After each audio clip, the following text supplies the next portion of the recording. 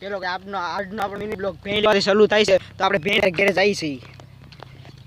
આપણે ભેણ એટલે આયા પૂગી જતા જતા આપણા મોહિતભાઈ દેખાઈ જતા તો એ સાયકલ લઈને પાછા સાયકલ હમી કરતા કરતા પાછા હાલતાય થઈ ગયા હતા આપણે ભોગવા આવ્યા હતા હજી આ મેળે બેઠા નહીં ભાઈ આગળ બહુ મોટી હસ્તી છે આજુબાજુ વાઢી નાખો છે અને આ જે મેળે બેઠા છે અત્યારે તેમનું નામ છે ભગાભાઈ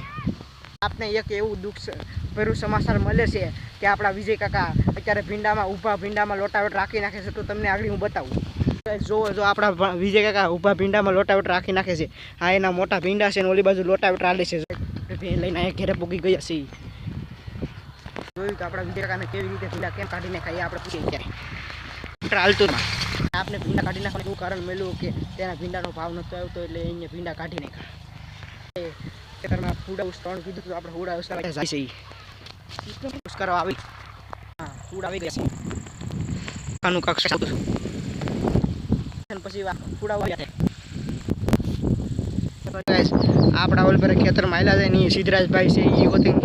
સારો એવો બ્લોગ બનાવે છે એની આઈડીનું નામ છે સિદ્ધરાજભાઈ @મોટકિયા તો સબસ્ક્રાઈબ કરી લેજો ભાઈ આપણા મિત્રો છે તો સબસ્ક્રાઈબ કરી લેજો બધા લાઈક નથી કરતા સબસ્ક્રાઈબ નથી કરતા તો સબસ્ક્રાઈબ કરો તો તમારો ભાઈ આગળ આવે પંખી યુઝ કરવા આવી જતા ચા ને પંખી તો ક્યાંય દેખાતા નતા ઉડી ગયા હતા કેમ કે આપણો ખોપર એવડો છે ને